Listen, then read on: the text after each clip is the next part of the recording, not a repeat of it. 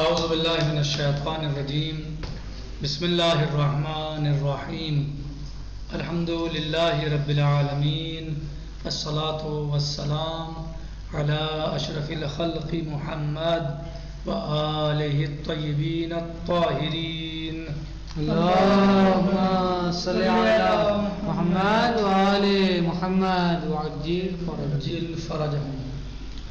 ہماری گفتگو چل رہی تھی ان چیزوں کے بارے میں کہ جو وضو کو توڑ دیتے ہیں، جو نواقض وضو ہیں جن کی وجہ سے وضو ٹوٹ جاتا ہے، اور پھر کسی ایسے کام کے لیے کہ جس کام میں وضو کی شرط ہے تو پھر وضو کرنا ہوتا ہے. آج ہم پڑھ رہے ہیں ولا ينقض الطہارہ، طہارت نہیں ٹوٹتی، یعنی گویا وضو باطل نہیں ہوگا یا غسل واجب نہیں ہوگا، یعنی اس کی بات کر رہے ہیں. ولا ينقض الطہارہ، اور طہارت نہیں ٹوٹے گی. کس چیز سے؟ مزی ولا وزی ولا ودی. کہہ رہے ہیں کہ طہارت نہیں ٹوٹتی، یعنی وضو نہیں ٹوٹتا اور غسل واجب نہیں ہوتا ان تین رطوبتوں کی خروج کی وجہ سے، نکلنے کی وجہ سے. یعنی تین رطوبتوں کے نکلنے سے وضو واجب نہیں ہوتا، نہیں ٹوٹتا. کہہ رہے ہیں کہ وضی، سب سے پہلے مزی، نہ مزی کی وجہ سے اور نہ ہی وضی کی وجہ سے اور نہ ہی ودی کی وجہ سے. صحیح، ان تینوں رطوبتوں کی وجہ سے طہارت نہیں ٹوٹتی. اب آپ کے دماغ میں بات آئی ہوگی کہ ان کی تعریف کیا ہے، مزی کیا ہوتا ہے، وضی کیا ہوتا ہے اور ودی کیا ہوتا ہے. اس کو ابھی انشاءاللہ دیکھتے ہیں. پانی جو رقیق ہوتا ہے، مزی کہتے ہیں وہ پانی کہ جو پتلا ہوتا ہے، رقیق ہوتا ہے، اور شہوت کے وقت یہ انسان کے بدن سے خارج ہوتا ہے. وہ رقیق پانی، مزی وہ رقیق پانی کہ جو شہوت کے وقت انسان کے جسم سے خارج ہوتا ہے. صحیح، اس سے وضو باطل نہیں ہوتا، وضو نہیں ٹوٹتا. اور ودی وہ سفید اور گاڑھا پانی ہوتا ہے کہ جو پیشاب کے بعد نکلتا ہے. یعنی بیماری ہوتی ہے، یہ مرض ہے جو پیشاب کے بعد نکلتا ہے، تو اس سے بھی باطل نہیں ہوتی وضو، یعنی غسل واجب نہیں ہوتا ہے یا وضو بھی باطل نہیں ہوگی، بعد میں وضو پڑھ لیے پھر ایسا ہو جائے. کہہ رہے ہیں کہ تیسرا کیا ہے؟ جی، تیسرا ہے ودی. ودی کیا ہے کہ جو انزال کے بعد پانی آتا ہے، یعنی احتلام کے بعد یا جماع کے بعد، یعنی جو پانی رطوبت جسم سے خارج ہوتی ہے اسے ودی بولتے ہیں. تو اس سے بھی، یعنی وہ بھی نجس نہیں ہے. کہنے ولا ينقض الطہارہ، طہارت نہیں ٹوٹتی نہ مزی سے. مزی سمجھ گئے آپ کہ جو شہوت کے وقت انسان کے جسم سے خارج ہوتی ہے، صحیح، وہ رقیق پانی ہوتا ہے. اور نہ ہی وضی سے کہ جو پیشاب کے بعد گاڑھا سفید پانی یا رطوبت جسم سے خارج ہوتی ہے، اس سے بھی وضو، یعنی اس سے بھی، یعنی وہ بھی طہارت کو نہیں توڑتا. اور نہ ہی ودی. ودی یعنی وہ پانی کے جو انزال کے بعد، وہ رطوبت جو انزال کے بعد انسان کے جسم سے خارج ہوتی ہے، یعنی جمعہ کے بعد یا احتلام کے بعد. تو ان سب چیزیں، یہ سب تینوں رطوبتیں، علی حسین صاحب، یہ تینوں رطوبتیں طہارت کو باطل نہیں کرتی، طہارت کو نہیں توڑتی. ان چیزوں سے تینوں چیزوں سے طہارت باطل نہیں ہوتی. کہنا کہ ان تینوں کے خروج سے جو ہے وہ باطل نہیں ہوگا، نہیں ٹوٹے گی طہارت. ولا دمن، اور نہ ہی خون کے نکلنے سے. کون سا خون ہے؟ عام خون جو ہوتے ہیں، یعنی انسان کے جسم سے چوٹ لگ گئی یا مثلاً کوئی پھوڑا پھنسی وغیرہ کوئی زخم، اس سے اگر خون نکلتا ہے تو اس سے بھی وضو باطل نہیں ہوتا، اس سے بھی طہارت باطل نہیں ہوتی. ولا دمن، اور نہ ہی خون وغیرہ سے. صحیح کہہ رہے ہیں ولو خرجا،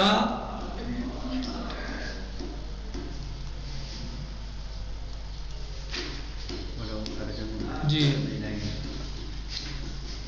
ولا دمن ولو خرج من احد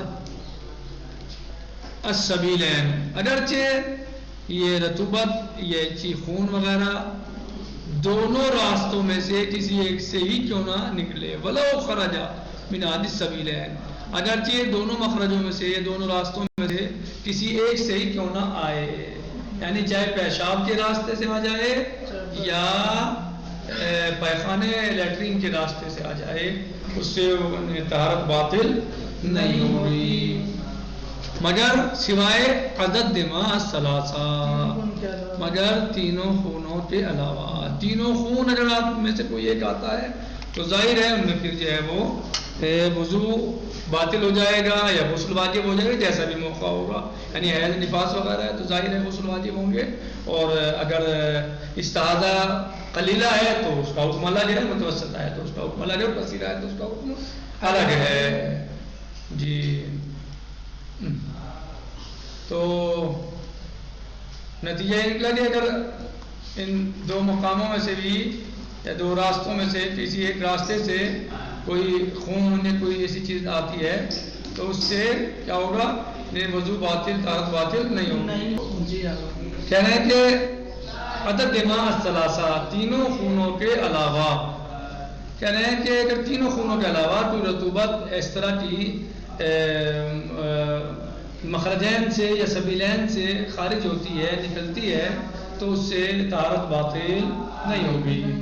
ولا قی ولا نخامہ، ولا قی ولا نخامہ، اور نہ ہی جو ہے وہ الٹی سے وضو باطل ہوتا ہے جی، اور نہ ہی چھینکنے سے، چھنکنے سے، ان چیزوں سے، ناک صاف کرنے سے، ان سب چیزوں سے وضو باطل نہیں ہوتا. ولا تقلیم الظفر ولا حلق شعر، اور نہ ہی ناخن کاٹنے سے اور وضو باطل ہوتا ہے، طہارت باطل ہوتی ہے، اور نہ ہی بالوں کے مونڈنے سے یا مڑوانے سے، یعنی نہ مونڈنے سے نہ ہی مڑوانے سے، یعنی وضو باطل نہیں ہوتی. ولا مس ذکر ولا قبول ولا دبر، اور نہ ہی ذکر یعنی آگے کے مقام کو چھونے سے مرد کے، ولا قبول، اور نہ ہی عورت کے، ولا دبر، اور نہ ہی پیچھے کے مقام کے چھونے سے، مس کرنے سے وضو باطل ہوتا ہے. یعنی شرمگاہوں کے چھونے سے کہا جائے کہ چاہے مرد ہو یا عورت ہو، شرمگاہ کے چھونے سے وضو باطل نہیں ہوتا. یعنی یہ مبطل وضو یا مبطل طہارت یہ چیزیں نہیں ہیں. بالے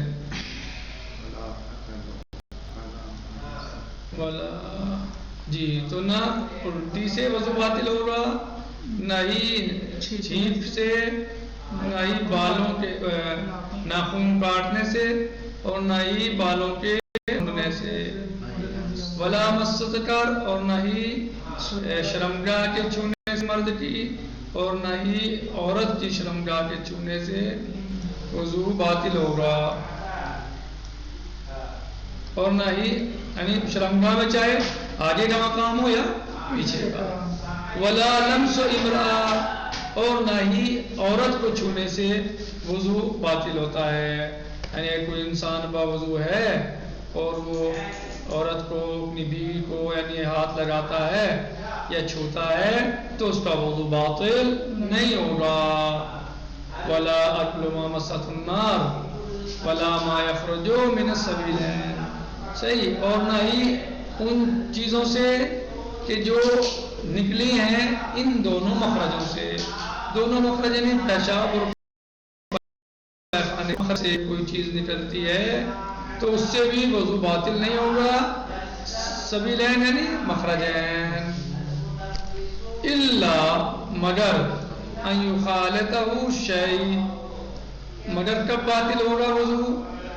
جب یہ کہ ان نکلنے والی چیزوں میں یعنی جو دو چیزیں یعنی جو چیزیں مخرجین سے نکل رہی ہیں آگے پیچھے یعنی پیشاب پائخانے کے مقام سے اگر خارج ہو رہی ہیں، مثلا کیڑا نکل رہا ہے اگر پائخانے کے مقام سے تو اس سے وضو باطل نہیں ہوگا، اس سے غسل واجب نہیں ہوگا.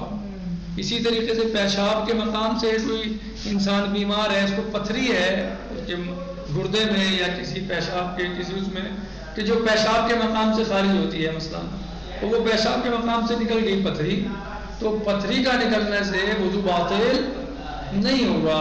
الا مگر ان یخالطہ شیء من النواقض، مگر یہ کہ کوئی چیز ایسی اس سے ملی ہوئی ہو یعنی لگی ہوئی ہو ان نکلنے والی چیزوں سے کہ جو وضو کو باطل کر دیتی ہو. مثلا کیڑا نکلا ہے پائخانے کے مقام سے تو اس پہ مثلا پائخانہ لیٹرین لگی ہوئی ہے، اگر اس پر لیٹرین لگی ہوئی ہے تو پھر وضو باطل ہو جائے گی. اسی طرح پیشاب کے مقام سے پتھری نکلی ہے، اللہ سب کو محفوظ رکھے. آج کل بہت زیادہ مشکلات ہو رہی ہیں لوگوں کو، اللہ سب کو اپنے حفظ و امان میں رکھے. پہلے محمد والد ظاہری. تو اگر پیشاب کے مقام سے پتھری خارج ہوئی ہے تو اگر اس پر پیشاب نہیں لگا ہوا ہے تو وضو باطل نہیں ہوگا، لیکن اگر پیشاب لگا ہوا ہے اس کے اوپر تو پھر وضو باطل ہو جائے گا. الا ان یخالطہ شیء من النواقض، مگر یہ کہ اس میں یعنی نکلنے والی چیز مخلوط ہو یعنی اس سے ملا ہوا ہو لگا ہوا ہو کوئی ایسی رطوبت یا کوئی ایسی شے مادہ کہ جو وضو کو باطل کر دیتا ہے، جیسے پیشاب یا پائخانہ. یعنی پیشاب کے مقام سے پتھری نکلی ہے تو پتھری پہ پیشاب لگا ہوا ہو تو وضو باطل ہو جائے گا، اگر نہیں لگا ہوا ہے تو باطل، اگر سوکھی آئی ہے تو باطل نہیں ہے. اگر پائخانے کے مقام سے کوئی چیز نکلی ہے کیڑا یا کوئی اس طرح کی دوسری چیز لیکن وہ اگر اس پر پائخانہ لگا ہوا ہے لیٹرین لگی ہوئی ہے تو پھر وضو باطل ہوگا، اور اگر لیٹرین وغیرہ نہیں لگی ہوئی ہے تو پھر وضو باطل نہیں ہوگا.